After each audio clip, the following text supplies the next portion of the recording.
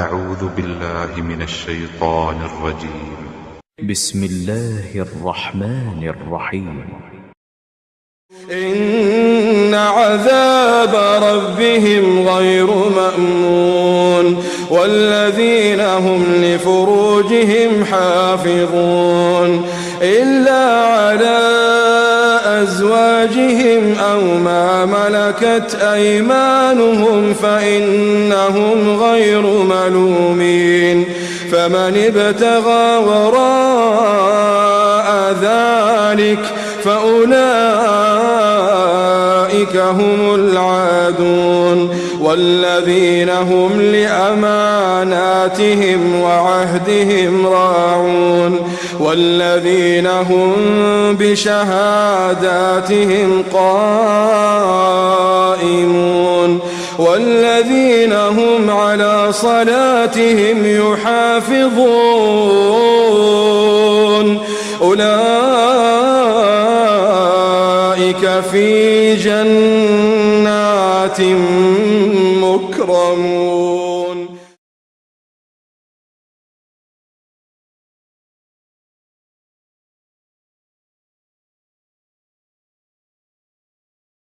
إن الحمد لله نحمده ونستعينه ونستغفره ونعوذ بالله من شرور أنفسنا ومن سيئات أعمالنا من يهده الله فلا مضل له ومن يضلل فلا هادي له وأشهد أن لا إله إلا الله وحده لا شريك له وأشهد أن محمدا عبده ورسوله.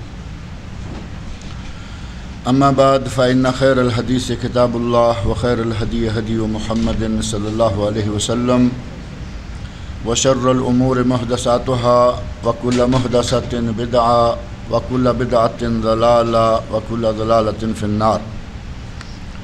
رب اشرح لي صدري ويسر لي أمري واحلل عقدة من لساني يفقهوا قولي. رب أعوذ بك من همزات الشياطين وأعوذ بك رب أن يحضرون.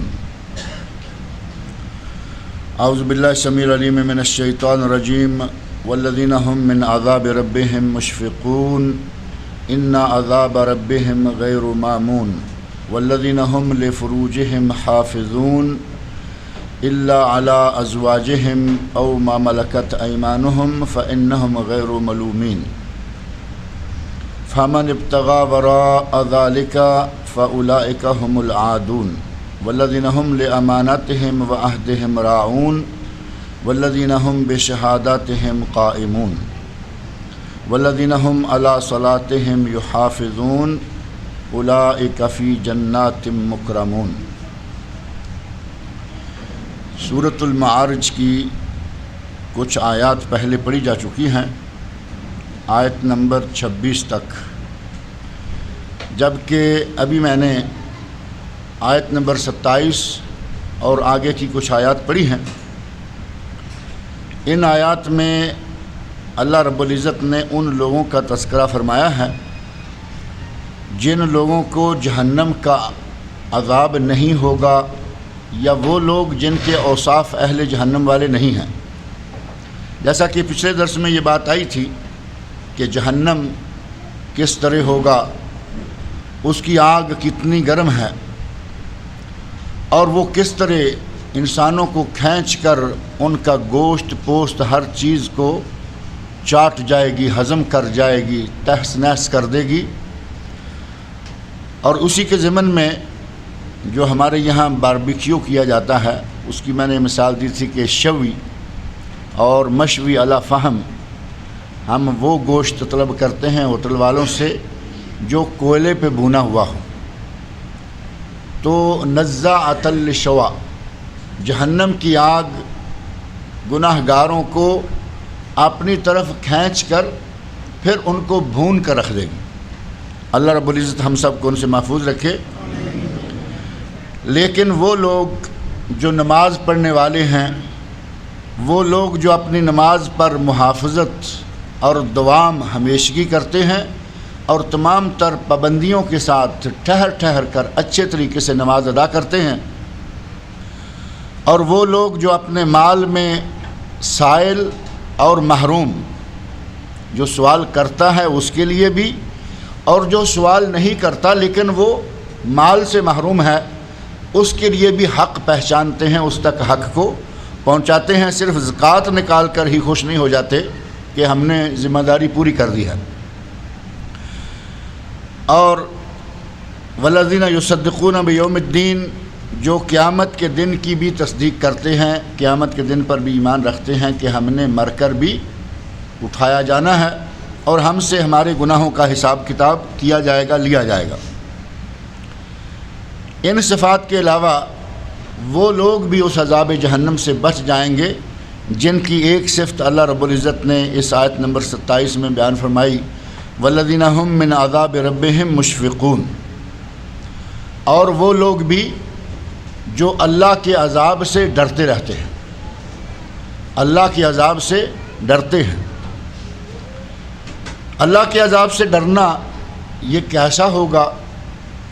ام المومنین حضرت عائشہ صدیقہ رضی اللہ عنہا سے ایک حدیث مروی ہے، نبی صلی اللہ علیہ وسلم سے پوچھتی ہیں کہ اللہ کے رسول، کیا جو آدمی زنا کرے گا وہ اللہ سے ڈرے گا، چوری کرے گا وہ اللہ سے ڈرے گا، یعنی گناہ کرے گا تو وہ اللہ سے ڈرے گا؟ نبی صلی اللہ علیہ وسلم فرماتے ہیں، یا ابنت صدیق، اے ابو بکر صدیق کی بیٹی، ایسا نہیں ہے۔ یہاں وہ لوگ مراد ہیں کہ جو نیکیاں بھی کرتے ہیں پھر بھی اللہ سے ڈرتے ہیں کہ پتہ نہیں میری نیکی یہ قبول ہوگی یا نہیں، اور میری یہ نیکیاں مل کر میرے گناہوں، میری کوتاہیوں ان سے کہیں کم نہ پڑ جائیں۔ وہ اس انداز سے ہر وقت ڈرتے رہتے ہیں، نیک عمل بھی کرتے ہیں اور ڈرتے بھی رہتے ہیں۔ اور اسی بات کو قرآن کریم میں اللہ رب العزت نے بعض دیگر مقامات پر بھی بیان فرمایا، جیسا کہ سورۃ المومنون کی آیت نمبر 57 میں اللہ نے فرمایا، ان الذین هم من خشیۃ ربهم مشفقون، وہی الفاظ ہیں تقریباً، والذین هم من عذاب ربهم مشفقون، وہ لوگ جو اللہ کے عذاب سے ڈرتے رہتے ہیں۔ اور یہاں ہے ان الذین هم من خشیۃ ربهم مشفقون، جو اللہ کے خوف سے ڈرتے رہتے ہیں، اللہ کی خشیت ان پر طاری رہتی ہے۔ والذین هم بآیات ربهم یؤمنون، اور وہ لوگ بھی جو اللہ کی آیات پر ایمان لاتے ہیں۔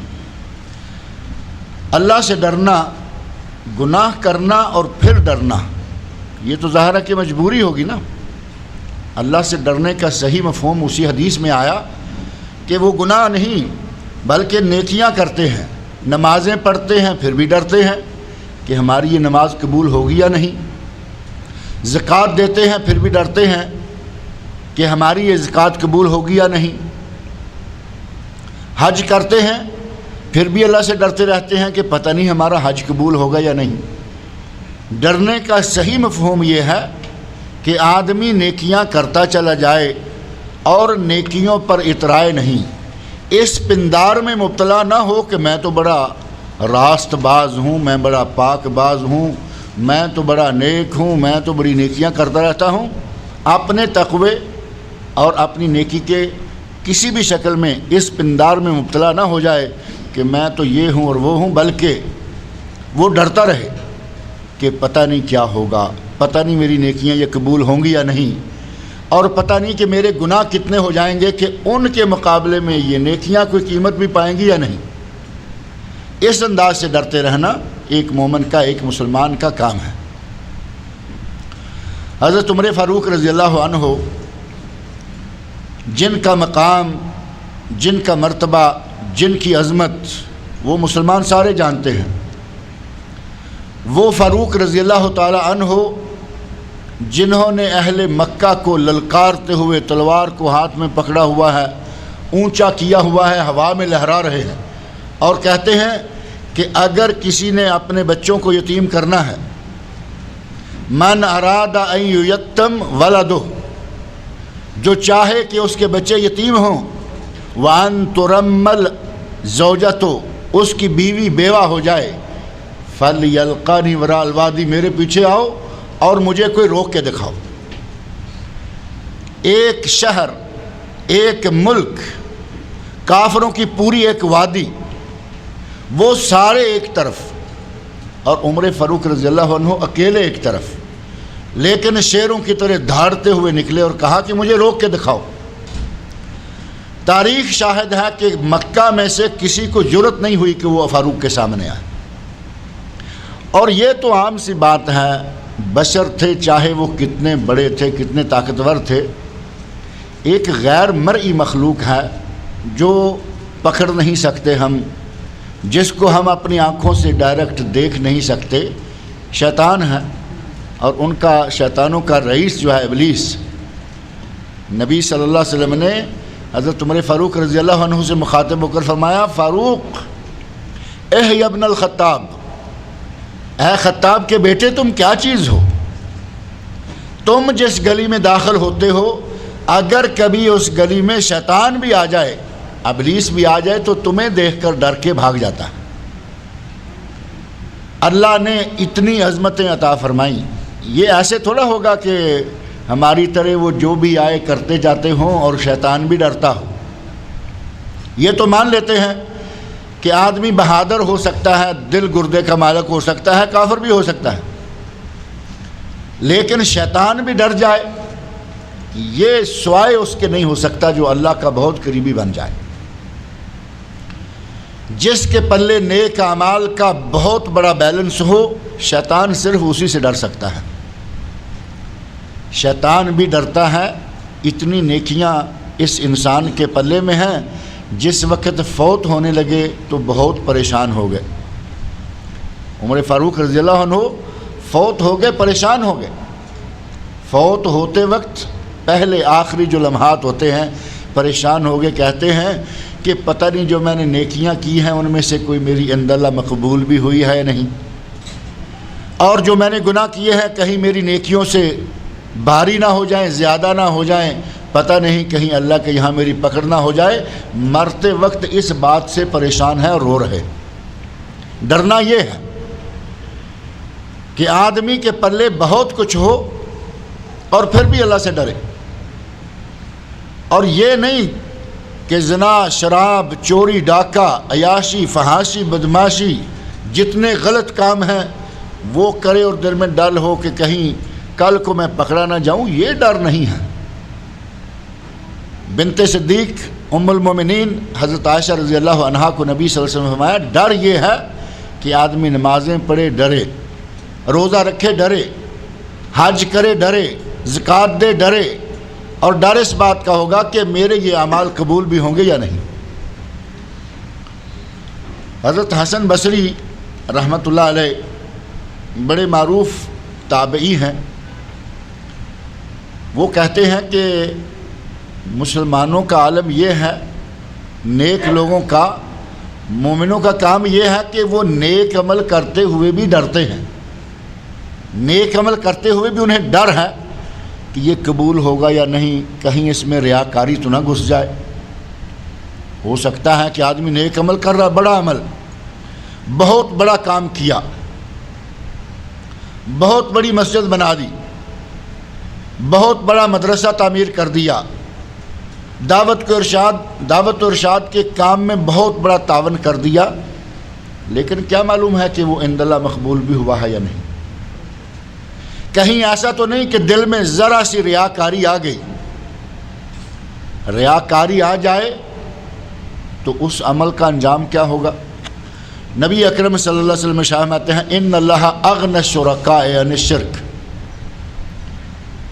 اللہ رب العزت تمام شریکوں سے غنی اور بے نیاز ہے، اسے اپنی عبادت میں کوئی شریک نہیں چاہیے۔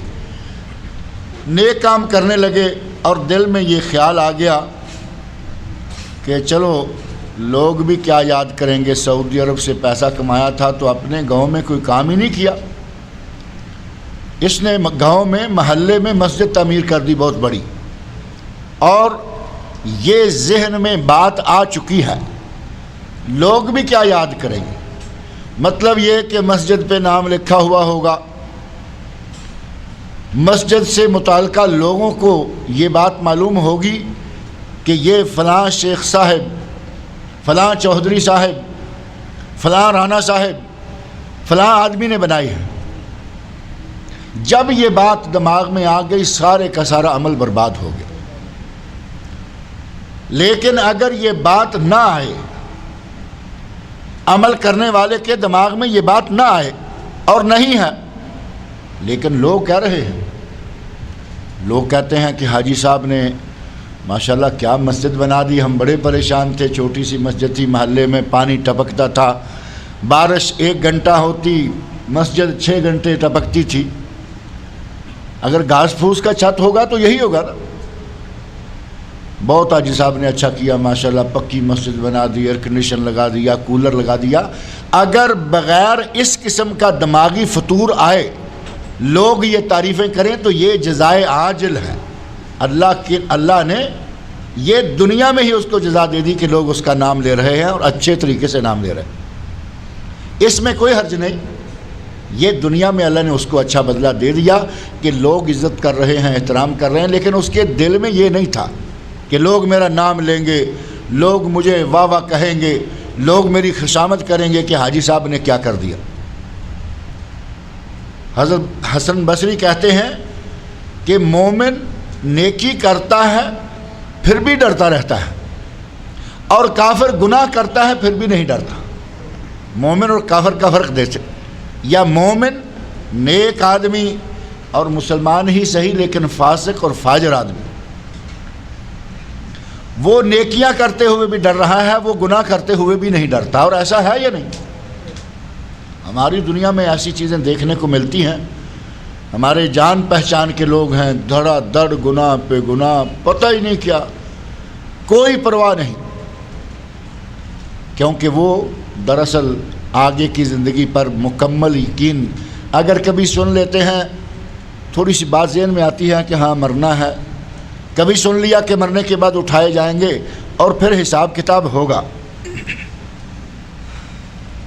لیکن یہ بات دل تک نہیں پہنچتی، دل میں جاگزی نہیں ہوتی، اور جب تک کسی کے دل میں یہ بات جاگزی نہیں ہو جائے گی وہ گناہ کرتے ہوئے ذرہ برابر بھی نہیں ڈرے گا۔ اور اگر یہ بات دل میں بیٹھ گئی، اس بات نے دل میں جگہ بنا لی کہ مرنا ہے، مرنے کے بعد اٹھایا جائے گا، اٹھائے جانے کے بعد تمہاری نیکی برائی ہر چیز کو دیکھا تولا جائے گا، گنا جائے گا، کتابیں ہاتھ میں دے دی جائیں گی، نیکیوں والے کے دائیں ہاتھ میں، برائیوں والے کے بائیں ہاتھ میں۔ اگر یہ بات دماغ سے دل سے مان لے تو وہ آدمی برائیاں کرنا چھوڑ دیتا ہے، یا کم از کم کر دیتا ہے، ڈرتا ہے کہ مجھے تو کل میرے سامنے آ جائے گا۔ آج میں لوگوں سے بچ جاؤں گا، یہ چوری کروں گا میں نہیں پکڑا جاؤں گا، اپنی کمپنی اپنے کفیل کے مال میں کچھ چکر ڈال کر خرد برد ہیرا پھیری، خرد برد یا ہیرا پھیری کر کے مال لے جاؤں گا، مجھے کوئی نہیں پکڑے گا۔ اگر دماغ میں یہ بات بیٹھی ہوئی ہے کہ مجھے حساب دینا ہے تو یہاں نہ پکڑا جائے گا، اسے یہ معلوم ہے کہ میں کہیں آگے تو پکڑا جاؤں گا۔ ایسا آدمی غلط کام کرتے ہوئے تھوڑا سا ڈر جاتا ہے۔ اللہ رب العزت نے فرمایا کہ وہ لوگ والذین هم من عذاب ربهم مشفقون، ان لوگوں کو بھی عذاب نہیں ہوگا، ان لوگوں کو بھی جہنم کی آگ نہیں پکڑے گی، ان لوگوں کو بھی جہنم کی آگ نہیں جلائے گی جو کہ اپنے رب کے عذاب سے ڈرتے رہتے ہیں۔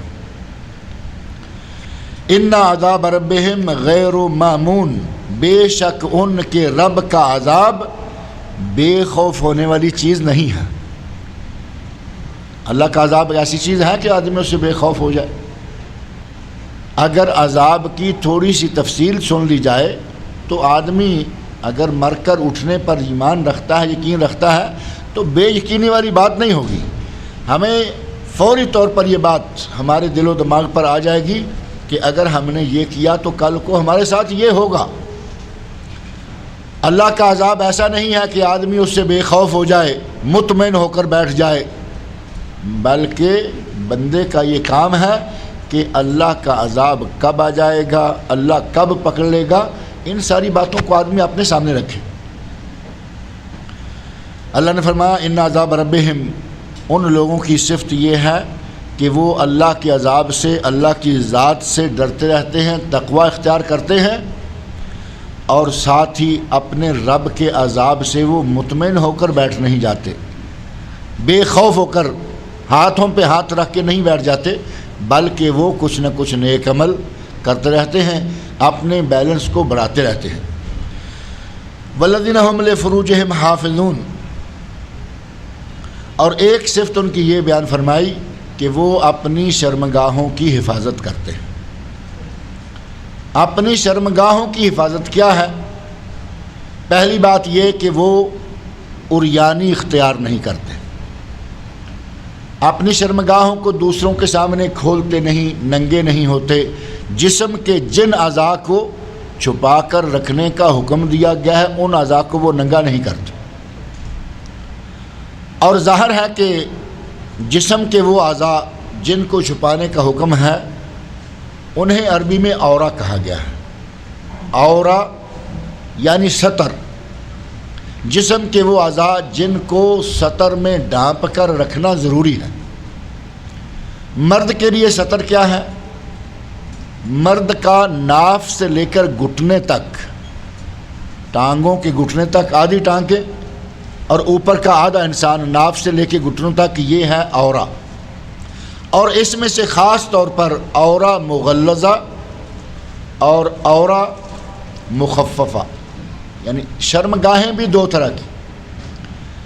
شرمگاہ بول و براز کی جگہ وہ ہے عورہ مغلظہ، یعنی وہ تو شرمگاہ ہے ہی، کچھ حصہ جیسے گھٹنوں تک ہے، اوپر ناف تک ہے، یہ حصہ بھی عورہ ہے، لیکن یہ عورہ مخففہ ہے، اس کو ننگا کرنے کا حکم نہیں، لیکن جتنی سختی باقی حصے کے ساتھ ہے یہاں نہیں۔ یہ تو ہو گیا مردوں کی نسبت۔ عورت کے جسم میں عورت کتنی ہے؟ عورت عربی کا لفظ ہے جس کا معنی ہے شرمگاہ، عورہ سطر۔ اب عورت کے جسم میں عورت کتنی ہے اور کتنی عورت ہے جو عورت نہیں ہے، اس بات کو پوچھنا ہو تو کسی لغت دان سے ڈکشنری میں نکال کر دیکھ لیں کہ عورت کا معنی کیا ہے۔ عورت کا معنی شرمگاہ، اور جسے ہم عورت کہتے ہیں نام ہی عورت رکھا ہوا ہے۔ صنف نازک تو کبھی کبھی کسی نے شاعرانہ خیال میں آ کے کہہ دیا کہ یہ صنف نازک ہے، کسی نے نصف بہتر، سیکنڈ بیسٹ جس کو کہتے ہیں، کسی نے کہہ دیا کہ نصف بہتر ہے، سیکنڈ بیسٹ ہے، کسی نے صنف نازک کہہ دیا، لیکن اصل نام تو عورت ہی ہے نا، معروف ہے، مرد اور عورت۔ عورت کا معنی ہی پردہ ہے، عورت کا سارا جسم پردہ ہے، چہرہ بھی، ہاتھ بھی، پاؤں بھی، ٹانگیں بھی، بازو بھی، گردن بھی، گلا بھی، ساری عورت ہی پردہ ہے۔ اب جو موجودہ دور میں لباس نکلے ہیں ان لباسوں میں عورت نہیں رہی۔ موجودہ دور کا جو فیشن والے لباس آئے ہیں ان میں عورت نہیں بلکہ پتہ نہیں کیا چیز ہو گئی ہے، آدھے سے زیادہ عورت ننگی، آدھے سے زیادہ عورت نہیں ہے۔ اور جب عورت نہ رہے گی تو وہ کیا بن جائے گا؟ عورت نہ رہے گی، اپنے کپڑوں سے نکل جائے گی، اپنے چادر سے زیادہ پاؤں پھیلا لے گی تو وہ عورت جنس سے ہی نکل جائے گی۔ اور آج وہی ہو رہا ہے۔ خواتین کے کپڑے آپ دیکھتے ہیں بازار میں، عورتوں کے کپڑے والے کھانے میں مرد کو ڈرتے ہوئے یقین مانے شرم آتی ہے کہ کچھ اور عورتیں بھی گھومتے گھامتے وہاں آ رہی ہیں، وہ کہیں گی کہ یہ کہاں جا رہا ہے۔ حالانکہ اپنی بیوی کے لیے، اپنی بہو بیٹی کے لیے، اپنی بہن کے لیے کپڑا خریدنا ہے، آپ کو اچھا شریفانہ لباس ملے گا ہی نہیں، وہی ملے گا جس میں پورا بازو نہیں ہے، یہ کندھے تک، یہ سارا حصہ ننگا ہے۔ یہ حساب اس کا عورت نہیں رہا، اسلام نے عورت قرار دیا، اللہ نے اسے عورت قرار دیا، لیکن عورت نے وہ حصہ نکال کے اپنے آپ کو اس حصے کو عورت سے نکال دی۔ اور یہ دونوں بازو ننگے ہیں، گلا ننگا ہے، پیچھے سے گردن کا حصہ سارا ننگا ہے، اور اگر یہ بڑا لمبا ہے تو مان لیا کہ پاؤں تک ہے، باقی یہ حصہ کہاں ہے۔ اور عموماً اس طرح کے کپڑے جو ہیں وہ پاؤں تک بھی نہیں ہوتے، وہ گھٹنوں تک جاتے ہیں بڑی مشکل سے، بلکہ آدھی ران تک۔ اللہ رب العزت نے حکم فرمایا ہے کہ جہنم کی آگ سے جہنم کے عذاب سے وہ لوگ بچیں گے والذین هم لفروجہم حافظون، جو اپنی شرمگاہوں کو، اپنے ستر کو، اپنی عورت کو چھپا کر رکھنے والے ہیں۔ عورت کا پورا جسم ہی شرمگاہ ہے، اسے پورے جسم کو چھپا کر رکھنا ہے۔ جب وہ اپنے جسم کو ننگا کر دے گی ان لوگوں میں سے وہ نکل جائے گی۔ اور ہمارے پنجابی ایک شاعر نے عورت کا معنی، ڈکشنری میں عورت کا کیا معنی ہے، پنجابی شاعر نے ایک شعر میں اس کو ذکر کیا، عورت دا معنی پردائے قرآن گواہی دے رہا ہے، عورت نو رکھو پردے وچ اسلام دعائی دے رہا ہے۔ عورت کا معنی ہی پردہ ہے، اسے پردے میں رکھو۔ قرآن کا مطالبہ بھی یہی ہے، اسلام کا مطالبہ بھی یہی ہے کہ عورت کا معنی ہی پردہ ہے، لیکن عورت اپنی اصل سے نکل کر بے پردہ ہو رہی ہے۔ والذین هم لفروجہم حافظون، پہلے یہ کہ وہ اپنی شرمگاہوں کی حفاظت کرتے ہیں، ان کو عریاں نہیں کرتے، ننگا نہیں کرتے۔ اور یہی دوسرا مفہوم یہ ہے کہ وہ اپنی شرمگاہوں کو غلط جگہ کبھی استعمال نہیں کرتے، زنا کے قریب نہیں جاتے، فحاشی کے قریب نہیں جاتے، بلکہ اپنی شرمگاہوں کی حفاظت کرتے ہیں۔ زانی آدمی اپنی بیوی کو چھوڑ کر، حلال بیوی کو چھوڑ کر جب غیر عورتوں کے پیچھے پھرے گا، اس نے اپنی شرمگاہ کی کیا حفاظت کی؟ اور عورت اپنے شوہر کو چھوڑ کر کسی غیر مرد کے پیچھے لگے گی، اس نے اپنی شرمگاہ کی کیا حفاظت کی؟ اللہ نے فرمایا کہ وہ لوگ والذین هم لفروجہم حافظون، جو اپنی شرمگاہوں کی حفاظت کرتے ہیں۔ اور اللہ نے یہاں شرمگاہوں کی حفاظت کرنے کا حکم دینے کے ساتھ نیک لوگوں کا یہ وصف ہونا بیان کرنے کے ساتھ ہی فرما دیا الا علی ازواجہم، الا علی ازواجہم او ما ملکت ایمانہم، سوائے اس کے کہ ان کی اپنی بیویاں یا جو ملک یمین کنیزیں ہیں، ان دو جگہوں کے سوا اپنی شرمگاہ کو کہیں استعمال نہیں کرتے۔ یہ الا علی ازواجہم او ما ملکت ایمانہم، یہ جملہ اللہ رب العزت نے شرمگاہوں کی حفاظت کے بعد فوراً ہی ارشاد فرما دیا، تاکہ کچھ وہ لوگ جو اسلام پر اعتراضات کرتے ہیں اور کچھ لوگ جو ہمارے اسلام پر اعتراض کرنے کا لوگوں کو موقع دیتے ہیں، وہ سارا بھی رد ہو جائے۔ یہ نہ ہو کہ جیسے عیسائی کہتے ہیں کہ ہم شادی بیاہ کے جھنجٹ میں نہیں پڑتے۔ سارے عیسائی تو نہیں، عیسائیوں کے مولوی جو ہیں، پادری، وہ شادی نہیں کرتے۔ اپنے آپ کو انہوں نے پارسا، اپنے آپ کو انہوں نے بڑا نیکوکار ثابت کرنے کے لیے اپنے لیے یہ قانون وضع کر رکھا ہے کہ ہم شادی نہیں کریں گے، شادی نہیں کرتے۔ لیکن میں کئی مرتبہ ذکر کرتا رہتا ہوں کہ سینکڑوں ہزاروں داستانیں ان پادریوں کی غیر محرم لڑکیوں کے ساتھ،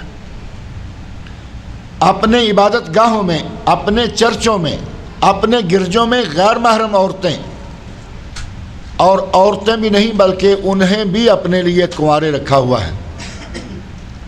عیسائیوں کے گرجوں میں جو لڑکیاں ہوتی ہیں جن کو نن کہتے ہیں نا، نن، وہ بھی کنواری، پادری صاحب بھی کنوارے، دونوں فطرت انسانی سے باہر۔ نہ پادری نہ مولوی فطرت پر چل رہا ہے، نہ مولوی ان لڑکیوں کو چلنے دے رہا ہے۔ نتیجہ کیا ہوگا؟ جب فطرت کے ساتھ ٹکراؤ ہوگا تو شیطان غالب آ جائے گا، اور وہی ہوتا ہے۔ عیسائیوں کے گرجوں میں عیسائیوں کے پادریوں کی داستانیں بہت ساری مشہور ہیں۔ برطانیہ، یورپ وغیرہ گورنمنٹ کے فنڈ میں ایک بڑی اسپیشل شق ہے قانون میں فنڈ میں ایک شک ہوتی ہے کہ یہ جو ایک سال کا بجٹ بناتے ہیں اس سال کے بجٹ میں ہوتا ہے کہ اتنا پیسہ فوج کو دیں گے، اتنا پیسہ ہم زراعت پہ خرچ کریں گے، کسانوں کو دیں گے، وہ کھاد لائیں، بیج لائیں، یہ لائیں، وہ لائیں، اتنا پیسہ انڈسٹری کو دیا جائے گا، اتنا پیسہ تعلیم پر خرچ کریں گے، اتنا پیسہ فلاں چیز پر خرچ کریں گے، جیسے ہمارے ملکوں میں ساری دنیا میں یہ چیز موجود ہے۔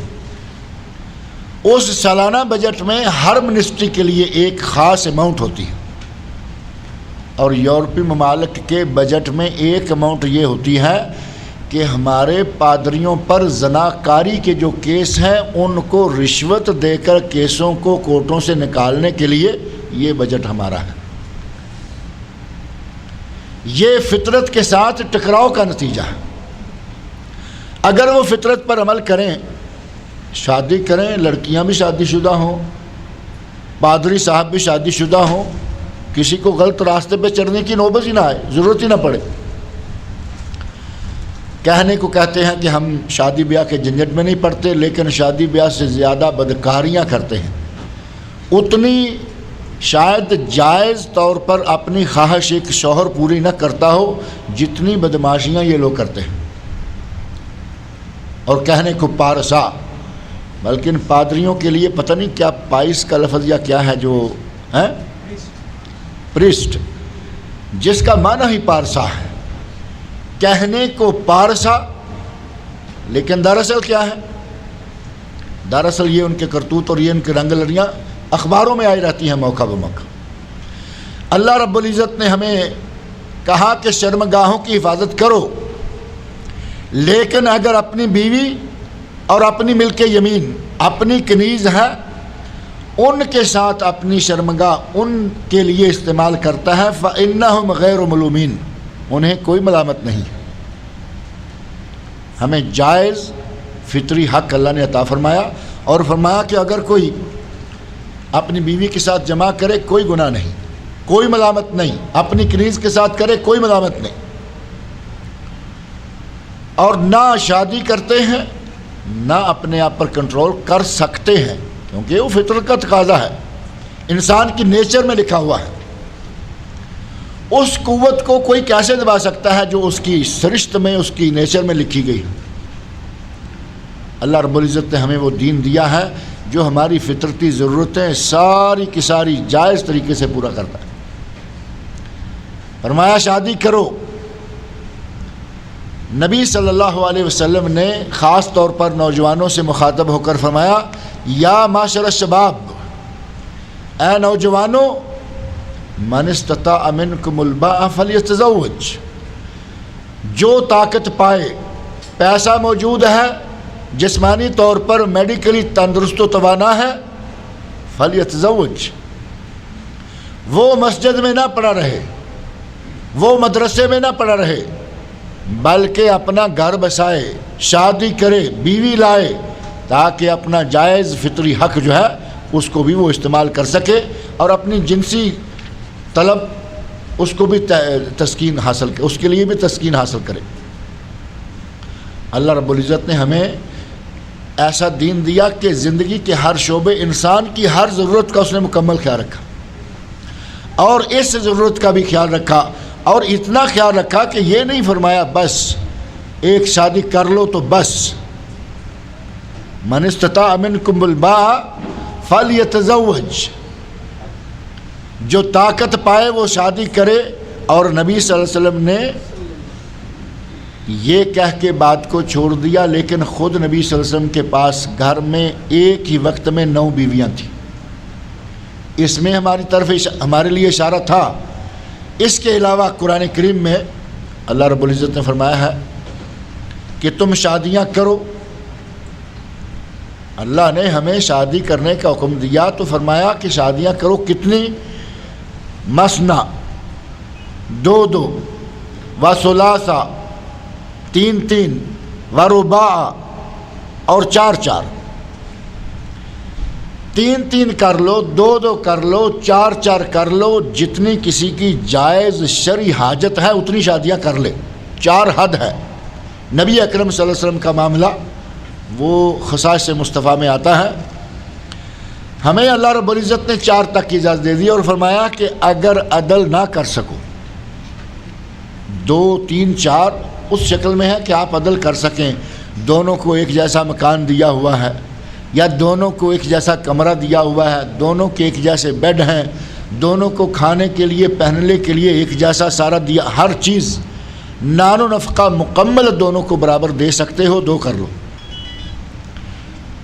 یہ نہ ہو کہ ایک کو اچھے بنگلے میں رکھا ہوا ہے، دوسرے کو کسی کٹیے میں رکھا ہوا ہے، پوچھے تو کہیں گے کہ ہم جی ایک جیسے 2 مکان نہیں لے سکتے، ایک جیسے 2 مکان نہیں لے سکتے، تو اللہ نے فرمایا ہے ایک پہ گزارا کرو، ایک پہ رہو، ایک کو اپنے ساتھ رکھو اور بس۔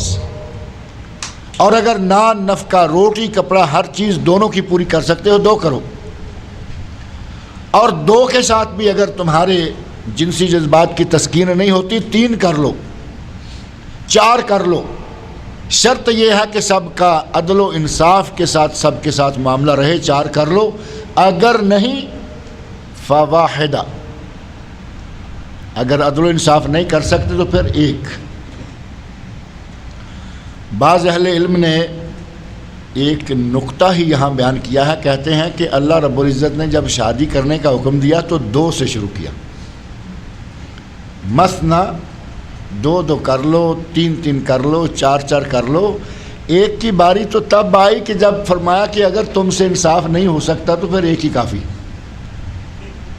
وہ کہتے ہیں کہ اللہ رب العزت نے تو ہمیں توجہ دلائی ہے اس طرف کہ 2 3 4 کرو، اگر زیادہ نہیں کر سکتے، اگر زیادہ میں انصاف نہیں کر سکتے فواحدہ، تو پھر 1 پر ٹکے رہو۔ اللہ رب العزت نے ہمیں ہماری فطری ضرورتیں پوری کرنے کے لیے شادی کرنے کا حق دیا۔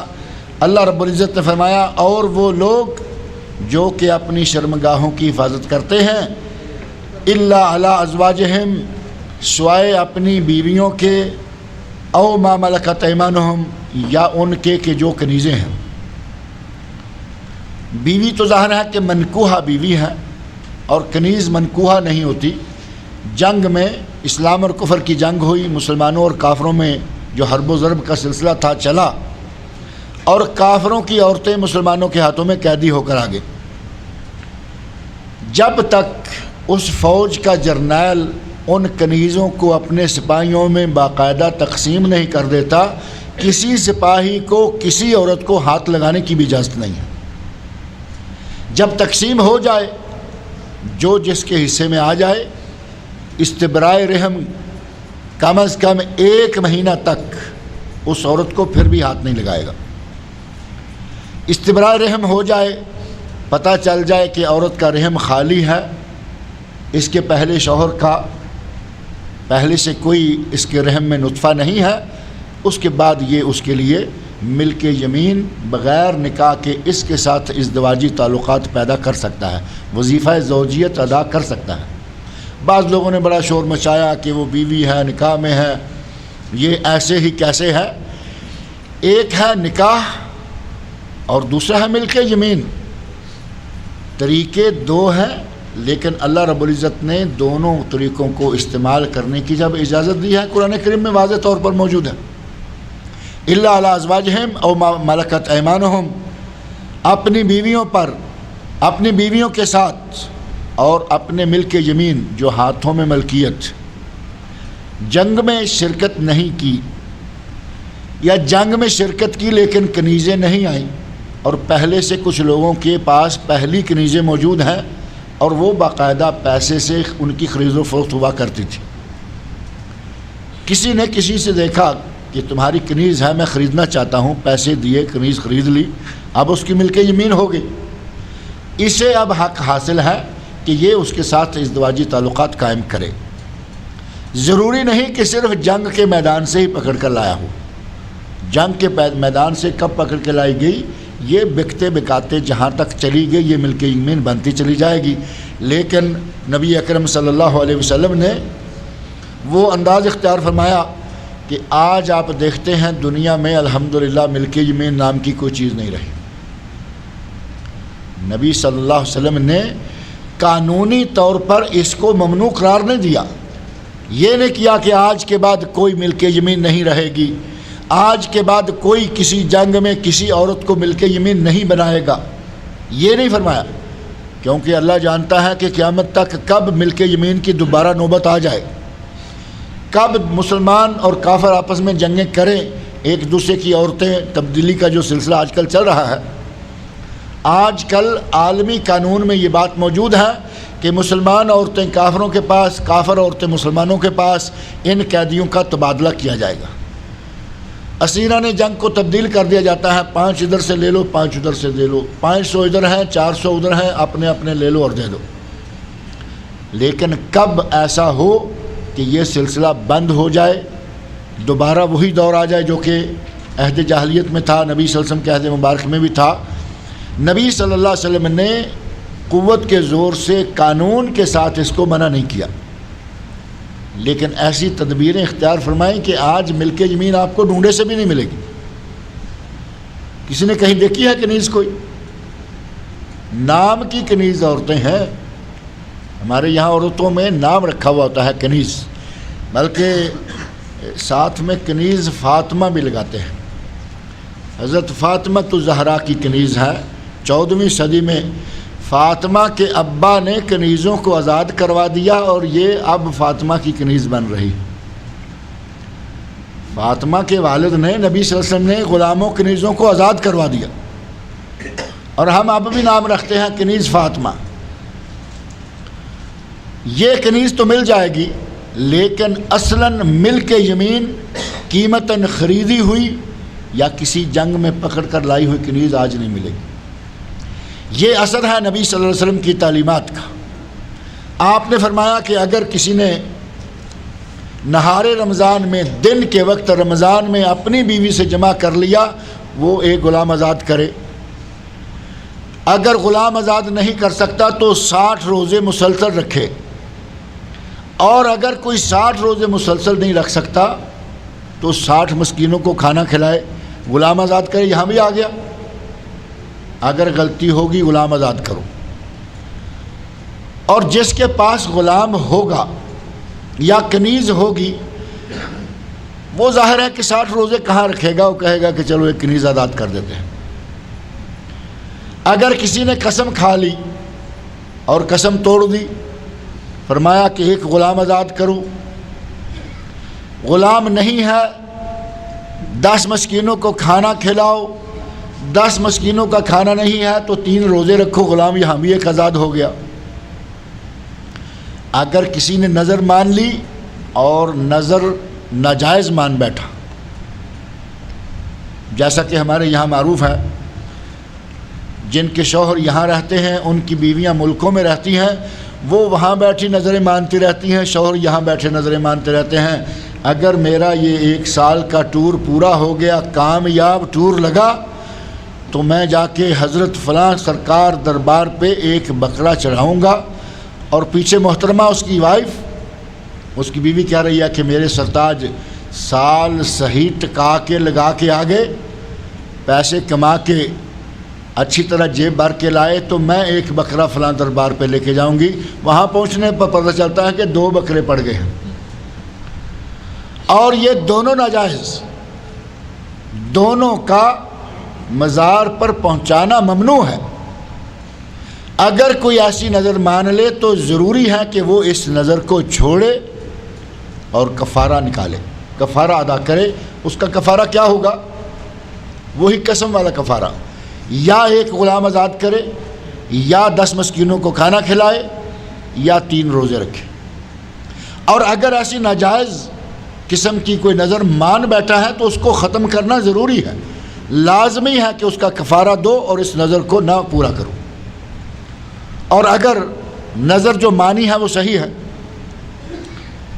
یہ نظر مان لی کہ میں یہاں سے صحیح سلامت 1 سال 2 سال یا جتنا ایک آدمی پلان کر کے وہاں سے نکلتا ہے کہ اتنے عرصہ کے لیے میں سعودی عرب جا رہا ہوں، اگر میں نے اتنے عرصے میں اتنا پیسہ کما کے اپنا فلاں کام چالو کر لیا تو میں آ کے 3 مہینے روزے رکھوں گا، 6 مہینے روزے رکھوں گا۔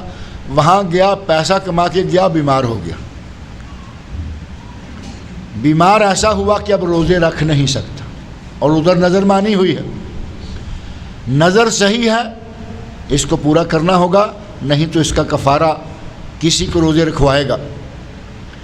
اسی طرح جائز نظر مان لینا، جیسا کہ حضرت عمر فاروق رضی اللہ عنہ نے ایک نظر مان لی کہ میں مسجد اقصیٰ میں اعتکاف کروں گا، اگر میرا کوئی کام ہو گیا تو مسجد اقصیٰ میں اعتکاف کروں گا۔ نبی صلی اللہ علیہ وسلم فرمایا کہ عمر میری مسجد میں اعتکاف کر لو۔ حضرت عمر فرماتے ہیں کہ یا رسول اللہ میں نے مسجد اقصیٰ میں، فرمایا میری مسجد میں اعتکاف کر لو، ایک مرتبہ 2 مرتبہ، فرمایا جا کے مسجد اقصیٰ میں کرتے ہو تو کرتے پھرو، یعنی میں تو کنسیشن دے رہا ہوں کہ اگر مسجد اقصیٰ کی بجائے مسجد نبوی میں اعتکاف کر لو گے تمہاری نظر پوری ہو جائے گی، لیکن تم فلسطین میں جانے پہ مصر ہو، بضد ہو تو جاؤ۔ آپ نے یہ نہیں فرمایا کہ یہ پوری نہ کرو۔ اعتکاف کی نظر ماننا جائز ہے، کسی مسجد کی زیارت، کسی مسجد بنانے کی، مدرسہ بنانے کی، یہ جو نظریں ہیں ان کو پورا کرنا ضروری ہے، لیکن اگر غلط نظر مان لی تو اس کو چھوڑنا ضروری ہے، ترک کرنا ضروری ہے، اس کا کفارہ، اس میں بھی ایک غلام گیا۔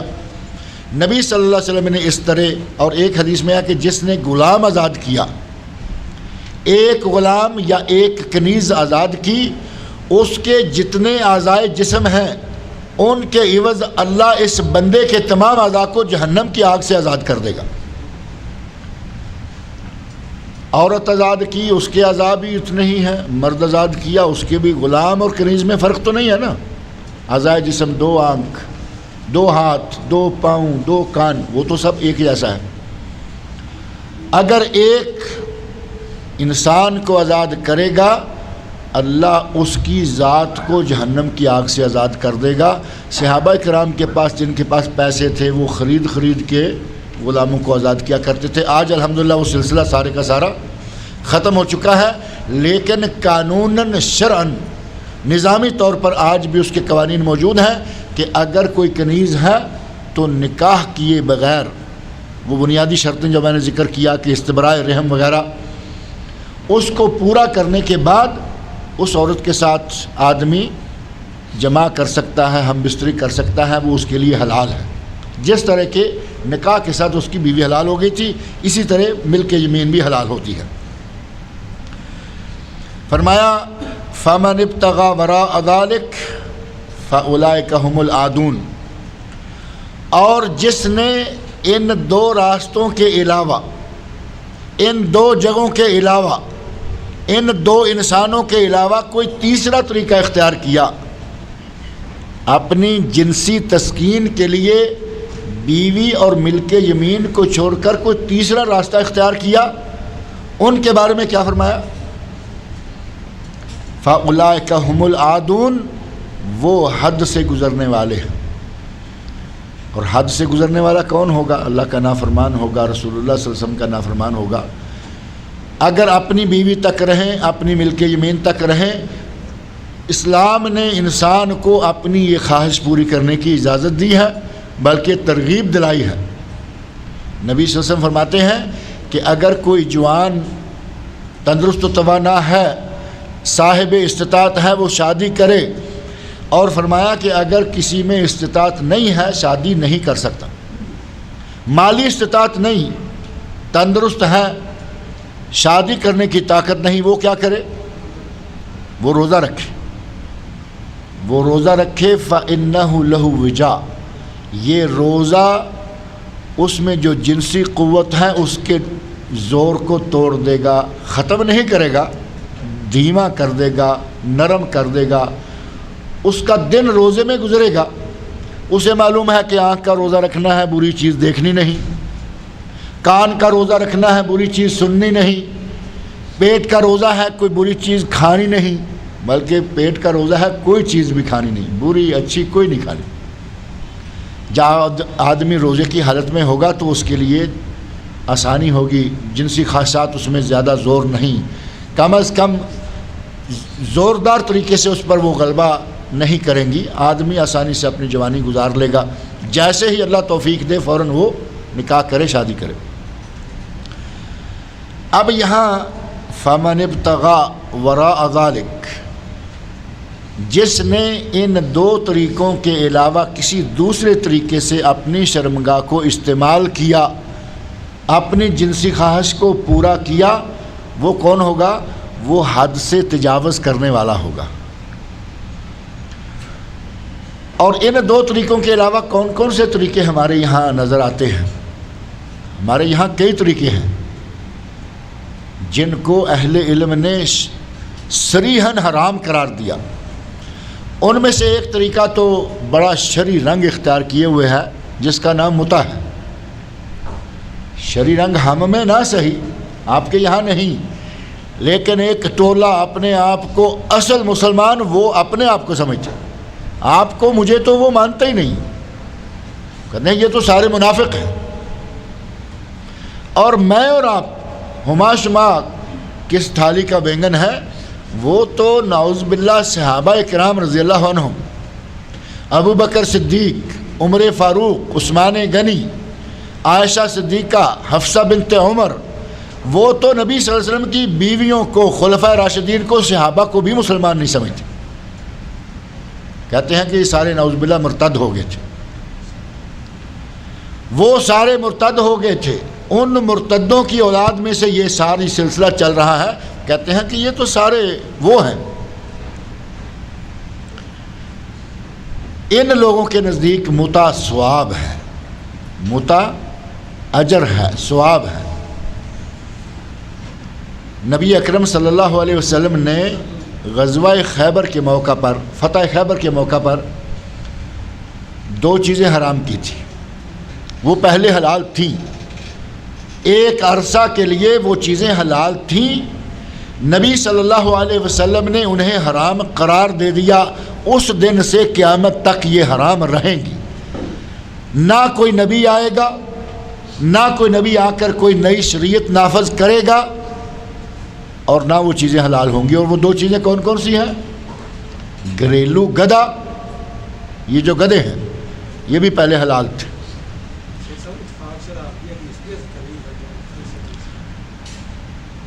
اور اس حدیث کے راوی حضرت علی رضی اللہ عنہ امام ان کے، تو نبی صلی اللہ علیہ وسلم نے غزوہ خیبر کے موقع پر گدھے حرام قرار دے دیے، پہلے گدھے کا گوشت حلال تھا، اور متع حرام قرار دے دیا، پہلے متع بھی جائز قرار دیا گیا۔ اب ایک کو لے لیا، دوسرے کو چھوڑ دیا، یہ بھی تو عجیب بات ہے، ایک ہی موقع پر دو کام ہوئے، دونوں لے لو یا دونوں چھوڑو۔ گدھے کا گوشت چھوڑ دیا، عورتوں کے ساتھ یہ بدماشی نہیں چھوڑی، اسے اتنا شریعت کا شیلٹر دیا، شریعت کا اتنا اس کے اوپر سایہ کر دیا کہ اسے اجر و ثواب بنا کے پیش کرتے ہیں۔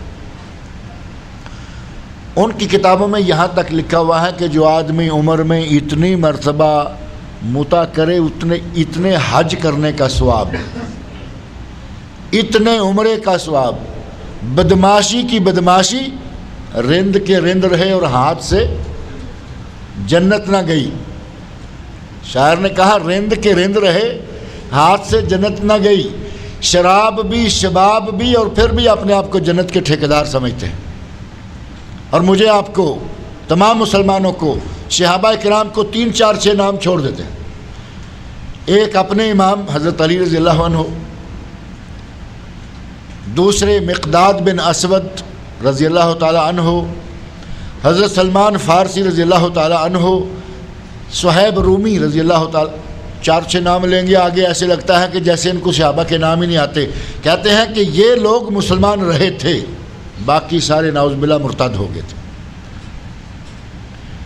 یہ متع فَمَنِ ابْتَغَى وَرَاءَ ذَلِكَ، جو آدمی اپنی بیوی، اپنی کنیز سے آگے بڑھے گا، وہ کن میں شمار ہوگا؟ فَأُولَئِكَ هُمُ الْعَادُونَ، وہ حد سے تجاوز کرنے والوں میں شمار ہوگا۔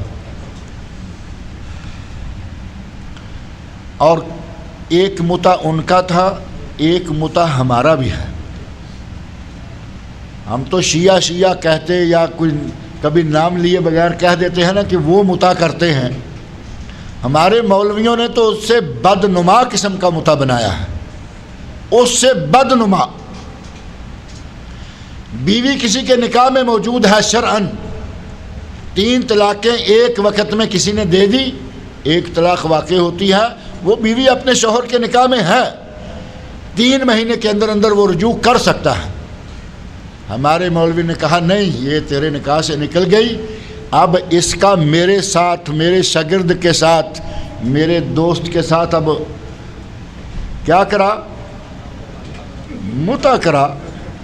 کیا ہے 6 دن کے لیے نکاح جو کر رہے ہیں، 7 کے لیے، 3 کے لیے، یہ سراسر متع، اور ان شیعہ کے متع سے بھی برا متع۔ یہ اہل سنت میں مروج ہے، اور ہمارے مولوی بڑے زور سے متع خانے کھولے بیٹھے ہیں۔ متع خانے باقاعدہ دارالفتاء یہ ہے، مفتی صاحب نے فتویٰ لکھ دیا کہ تیری بیوی تیرے نکاح سے نکل گئی، اسے لازم کسی کے ساتھ نکاح کرنا ہوگا، اور وہ 2 4 6 دن اپنے پاس رکھے گا، پھر واپس کرنی ہوگی، اور ساتھ ہی مشورہ دے دیتے ہیں، ہاں اگر چاہو تو ہم آپ کا یہ کام کروا دیں گے، اور کچھ لوگ ہیں وہ کہتے ہیں، کرتے ہیں، باقاعدہ کہتے ہیں یہ کام ہم کر دیں گے۔ ایسے واقعات آئے کہ متع کے لیے بھیجی گئی عورت، اور جس کے پاس بھیجی گئی اس نے کہا اللہ کی بندی میرے ساتھ تو 2 4 6 دن رہی ہو، مجھے کیسا پایا ہے؟ اس نے کہا کہ تم بہت اچھے ہو، تم نے میرے ساتھ حسن معاشرت، بیوی کے لیے جو حقوق ہیں ان کی ادائیگی میں حد کر دی ہے، میں بڑی مطمئن ہوں۔ کہا کہ اگر تمہیں واپس لینے کے لیے تمہارا پہلا سابقہ شوہر آ جائے تو جاؤ گی، جس نے آج 3 طلاقیں دے کے گھر سے نکالا ہے کل کو پھر نکالے گا، پرسوں کو پھر نکالے گا، وہ تم دیکھ چکی ہو۔ اس خاتون نے کہا کہ مجھے وہاں جانے کی کیا ضرورت ہے، میں آپ کے پاس رہتی ہوں۔ 6 دن 7 دن 5 دن ایک عرصہ گزرا، سابقہ شوہر صاحب تشریف لائے، بیل دی اور کہتا ہے مولانا میری بیوی باہر نکالو۔ وہ کہتے ہیں ارے بغیرت، میرے نکاح میں تم خود دے کے گئے ہو، تیری بیوی کیسے ہوگی؟ میرے نکاح میں تم اپنی گواہی کے ساتھ دے کے گئے ہو، یہ تیری بیوی کیسے ہوگی؟ نہیں نہیں، وہی جو میں نے میری صاحب کا بیوی میں آپ کے ساتھ جس کا نکاح کیا تھا وہ مجھے واپس کر دیں، یعنی اس کو طلاق دے دیں اور مجھے دے دیں۔ کہا میں خاتون کو دروازے پر بلا لیتا ہوں، خاتون پردہ دار ہو چکی ہے۔ پہلے خاتون اس آوارہ آدمی کے ساتھ پتہ نہیں آوارہ تھی کیا تھی، کہا اب پردہ دار ہو چکی ہے، میں دروازے کے پاس بلاتا ہوں، اگر وہ تمہارے ساتھ جانے کے لیے تیار ہے میں طلاق دے دوں گا۔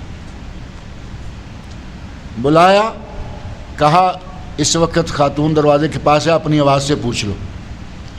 وہ صاحب نام لیتے ہیں کہ فلاں واپس آنے کے لیے مولانا سے طلاق لینا چاہتی ہے، تو اس نے کہا نہیں، میں صحیح جگہ پہ آ گئی ہوں، میں واپس نہیں جانا چاہتی۔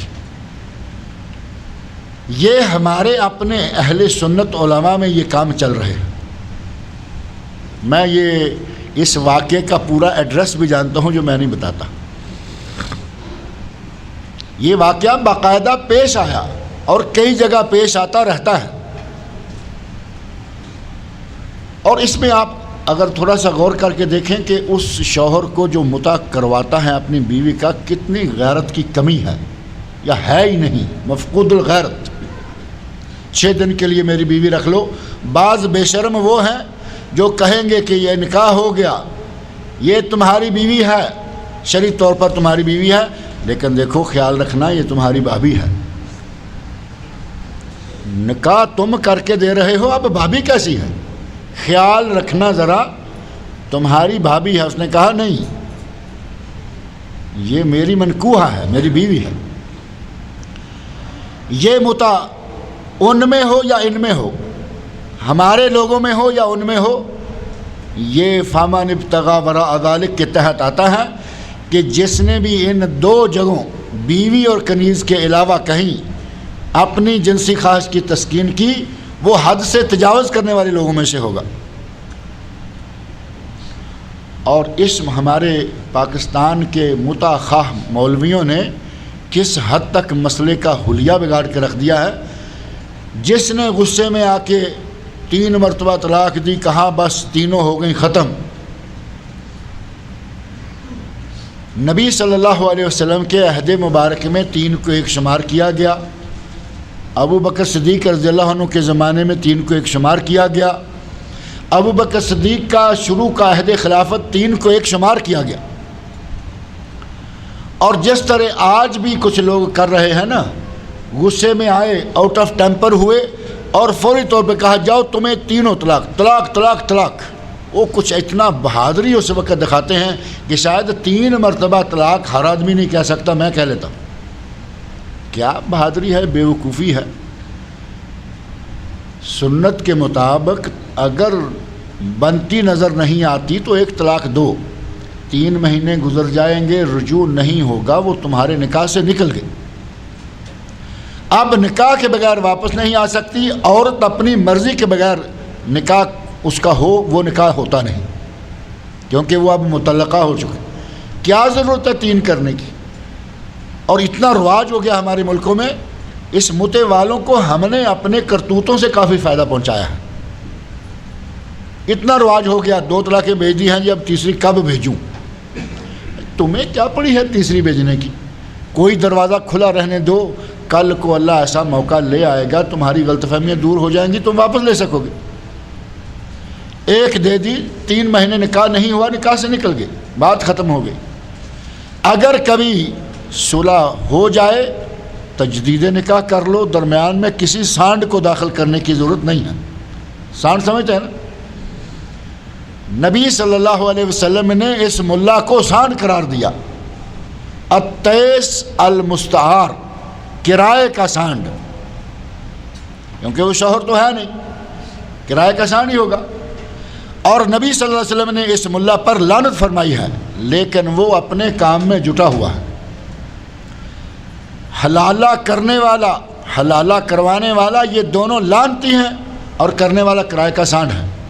لیکن ان تمام وعیدوں کے باوجود معاملہ چل رہا ہے۔ یہ متع ان میں ہو یا ان میں ہو، فمن ابتغى وراء ذلك کے تحت یہ آ جاتا ہے۔ اور اگر کوئی زنا کرتا ہے، غیر کی عورت بہو بیٹی کے ساتھ برائی کرتا ہے، وہ تو بالاولیٰ اس میں آئے گا۔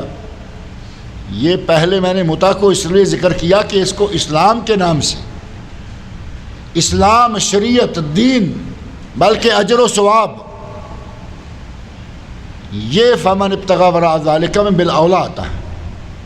زناکاری آتی ہے۔ اور ایک چیز ہے جس میں کچھ اختلاف پایا جاتا ہے، اور وہ ہے استمناء، الاستمناء بالید۔ اگر کوئی اپنا مادہ منویہ ہاتھ سے نکالتا ہے تو کیا جائز ہے؟ ائمہ کرام میں تھوڑا سا اختلاف ہے، لیکن اکثر علماء نے، جمہور اہل علم نے اس فعل کو بھی فمن ابتغى وراء ذلك میں شمار کیا ہے، کیونکہ جو آدمی کسی مصنوعی طریقہ سے، جعلی طریقہ سے، ناجائز غیر فطری طریقہ سے اپنی جنسی تسکین کو پورا کرتا ہے، نہ وہ بیوی ہے نہ وہ ملک یمین ہے۔ تیسری جگہ آ گئی، تیسری جگہ کو اللہ رب العزت نے فمن ابتغى وراء ذلك قرار دیا ہے۔ اب وہ کوئی ہے یا خود ہے، الاستمناء بالید، اپنے ہاتھ سے مادہ منویہ کا اخراج، یہ تیسری چیز ہے، اور اللہ نے تیسری چیز کو فمن ابتغى وراء ذلك قرار دیا ہے۔ لہذا لواط، زناکاری، استمناء بالید اور وطی حیوان، کچھ بدبخت گئے گزرے ایسے ہیں کہ جو جانوروں کے ساتھ برائی کرنے سے بھی باز نہیں آتے۔ اگر کوئی کسی جانور کے ساتھ منہ کالا کرتا ہے، حدیث میں آتا ہے اقتل الفاعل والمفعول، اس آدمی کو بھی قتل کر دو، اس جانور کو بھی قتل کر دو۔ آدمی کو تو اس لیے قتل کیا کہ وہ ظالم ہے، بے زبان جانور کے ساتھ برائی کر رہا ہے، اور بے زبان جانور کا کیا قصور ہے، اس کو کیوں قتل کیا جائے گا؟ تو اس کی شرح میں اہل علم نے لکھا کہ اس جانور کو بھی ختم کر دو، اس کا نشان دنیا سے مٹا دو، ورنہ اسے جو بھی دیکھے گا، ظاہر ہے کہ بات تو مشہور ہو چکی ہوگی نا علاقے میں، جو بھی دیکھے گا کہے گا کہ یہ وہ جانور ہے جس کے ساتھ فلاں نے برائی کی تھی۔ ایک برائی کا تذکرہ ہی دنیا سے مٹا دو۔ اقتل الفاعل والمفعول، دونوں کو ختم کرو۔ تو یہ بی فمن ابتغى وراء ذلك میں آتا ہے۔ اور ایک اور چیز ہے،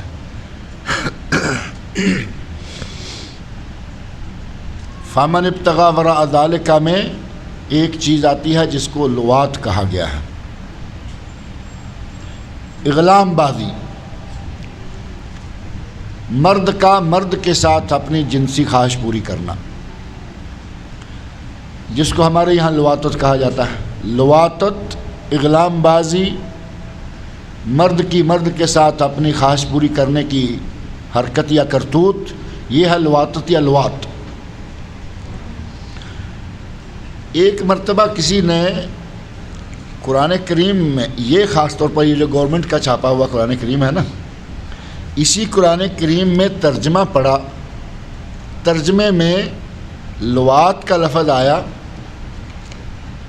تو اس آدمی نے اس کو بڑا جیسے کوئی الزام بناتا ہے، بہتان بناتا ہے کہ ترجمہ ہے، گورنمنٹ نے چھاپ دیا ہے اور دیکھو اس میں لواط کا لفظ لکھا ہوا ہے، اور یہ لفظ استعمال کرنے سے تو نعوذ باللہ حضرت لوط علیہ السلام کی توہین ہوتی ہے۔ اپنی سوچ، اپنی فکر ہے، یہی خبر کی بات۔ میں نے کہا اللہ کے بندے، حضرت لوط علیہ السلام کی اس میں کیا توہین ہے؟ عربی کا لفظ لواط ہے اور یہ وہ فعل ہے جس کو تم اپنے طور پر اغلام بازی کہتے ہو، عرب اس کو لواط کہتے ہیں۔ حضرت لوط علیہ السلام کا اسم گرامی لوط ہے، کہاں لوط کہاں لواط، اور پھر ان کا اسم گرامی ہے، یہ فعل ہے۔ اتنا میں نے کہا کپڑوں سے باہر ہونے، آپے سے باہر ہونے کی ضرورت نہیں ہے۔ لواط کا لفظ نبی صلی اللہ علیہ وسلم کی احادیث میں، آپ کے ارشادات میں، کتب اسلامیہ میں، اسلامی لٹریچر میں بار بار آیا ہے۔ تمہیں اس ترجمے، دراصل شاید اندر ہی اندر کچھ اور تھا، کئی لوگوں کو بڑی تکلیف ہوئی کہ یہ ترجمہ گورنمنٹ نے چھاپ کے بانٹنا کیوں شروع کر دیا، تفسیر احسن البیان۔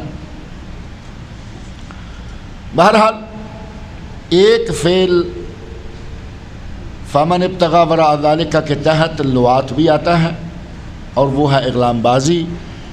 ان سب سے اللہ رب العزت ہمیں محفوظ رکھے، اپنی حفاظت میں رکھے۔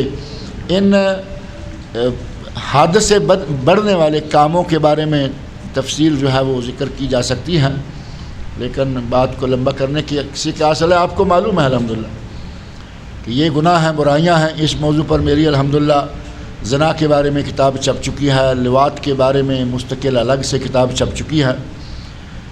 اللہ رب العزت انہیں قبول فرمائے اور مجھے آپ سب لوگوں کو ان برائیوں سے محفوظ رکھے، قرآن کریم پڑھنے، سننے اور اس کے احکام پر عمل کرنے کی توفیق عطا فرمائے۔ آج میری آواز کچھ گڑبڑ تھی، اگر کسی کو اس پہ اعتراض ہو تو میرے بس سے باہر ہے۔ اللہ تعالیٰ تمام مسلمانوں کو شفائے کاملہ و عاجلہ عطا فرمائے۔ رضوان صاحب نے لکھا ہے کہ میری خالہ شاکرہ بیگم کی طبیعت ٹھیک نہیں ہے، دعا کریں کہ اللہ رب العزت شاکرہ بیگم کو شفائے کاملہ و عاجلہ عطا فرمائے۔